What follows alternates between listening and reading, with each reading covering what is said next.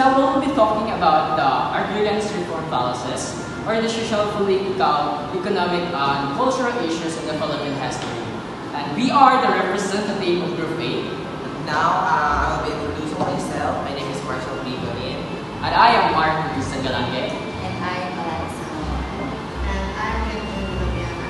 So let us proceed to the introduction. Agrarian reforms in the Philippines is a multifaceted issue deeply intertwined with the nation's social, political, economic, and cultural fabric. It addresses the historical inequalities in the land ownership and seeking to empower land farmers, enhance agricultural productivity, and promote social justice. This report provides an overview of the agrarian reforms policies in the Philippines, examining their historical context, aid programs, and the challenges they face. So next is the historical context of the agrarian reforms. The roots of the agrarian issues in the Philippines can be tracked back to the pre-colonial era, where the land was commonly managed. The arrival of the Spanish introduced the economía and the hacienda system, constraining land ownership in the hands of Spanish colonizers and the Catholic Church.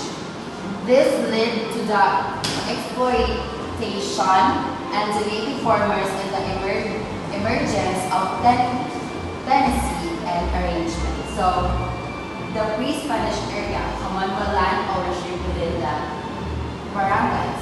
The Spanish colonial period is the introduction of the economía and the hacienda system, leading to the land concentration and the tenancy. Next is the American period.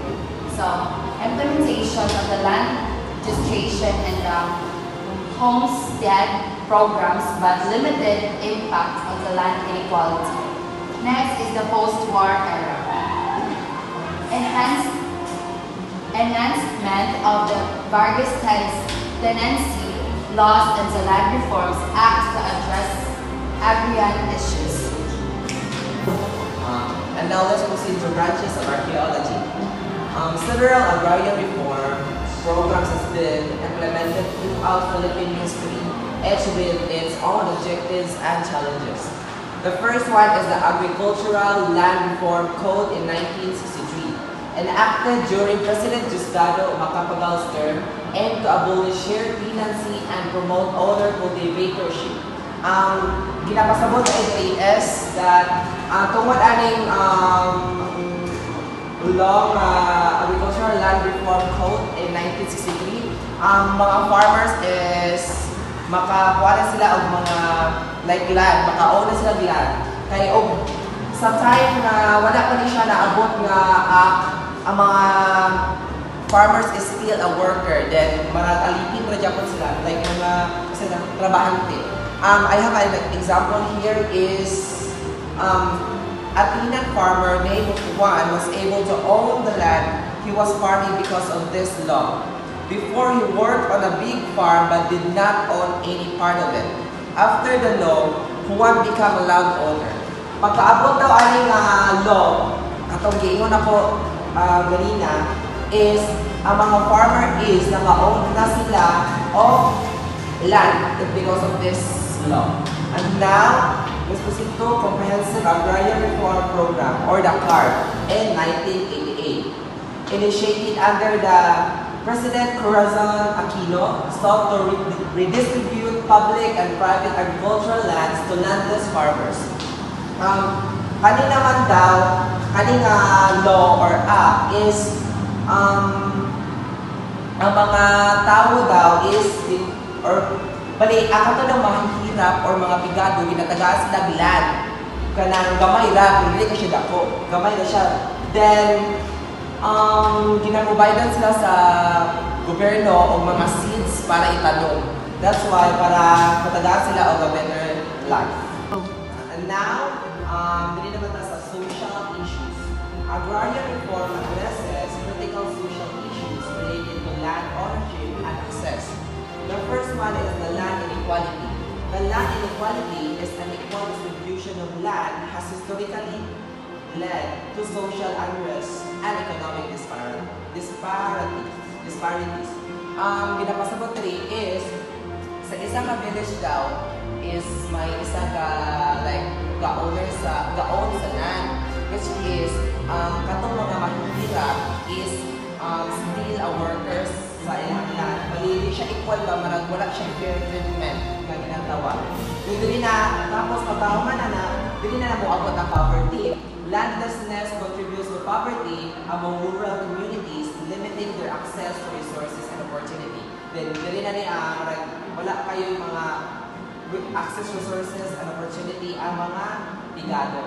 Then, kadugaya na nakakuha na silang social justice. Agrarian reform aims to promote social justice by empowering landless farmers and providing them with a means of livelihood. So here we go in the political issue. Agrarian reforms inherently political involving power, dynamic, and competing interests. Landowner resistance.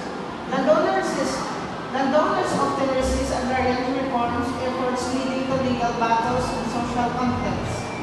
Political will.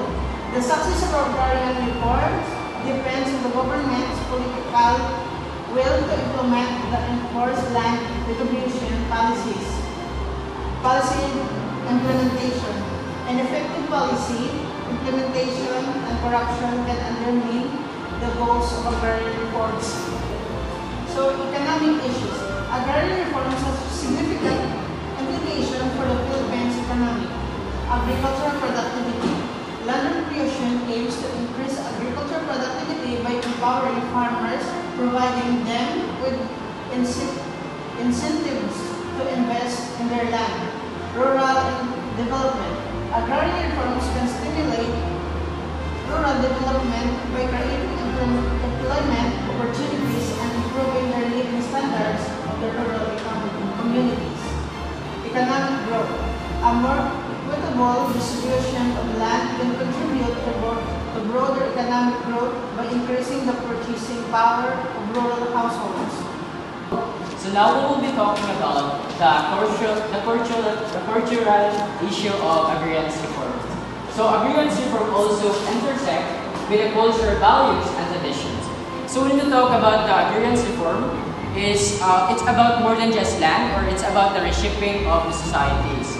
And the cultural distributions, it touches on people identities or the community relationship of the traditional practices.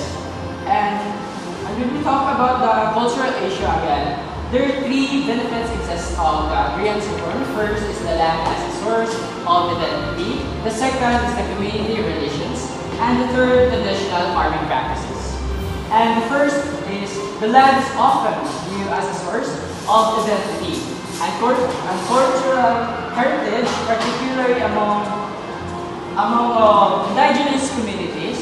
So when we talk about the land as a source of the identity, so the land is a theme to cultural heritage as an identity, specifically the indigenous community or a lot of Filipino citizenship that lives in this world. So when we talk about the land is very significant to our lives, because without this land we cannot provide without this land, because land is land and surface of earth. And the second is the community relationship.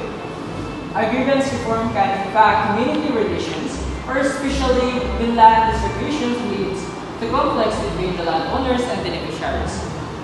So some people, they believe that the community relations or the community effects, changing land distributions can cause conflict between the beneficiaries and the landowners.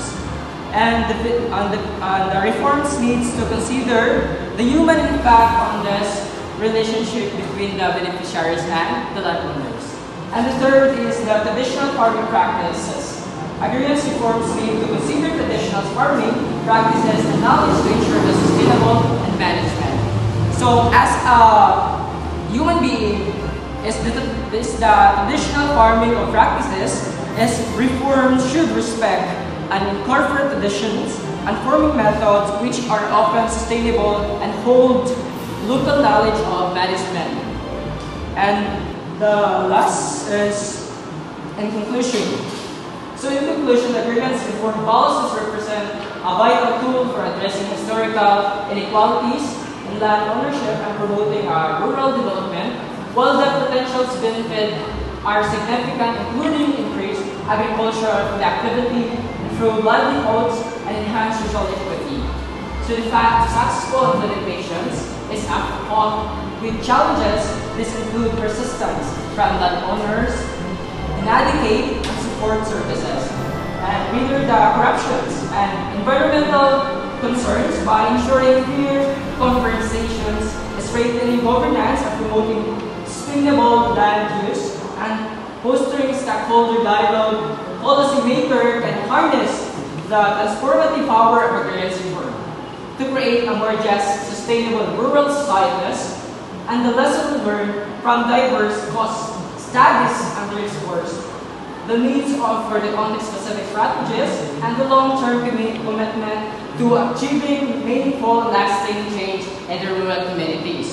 So in short, in our summary or the conclusion of our presentations about the agrarian reform is agrarian reform can create a better rural societies, or it addresses inequalities, but it leads to context-specific strategies and a long-term commitment to be as well successful. So I have a small example that I can include this conclusion. So, for example, during the Super Typhoon and the Lindol, there's a lot of citizenship that infecting of the calamity or natamaan ng calamity. So, there's a lot of people na nag-transfer sila or nag-evacuate because of the land nila na nasira. So, but it's a pleasure to add that we are not impacted of the calamity. So, that's all for today. Thank you. Thank you for listening. Hasta la próxima.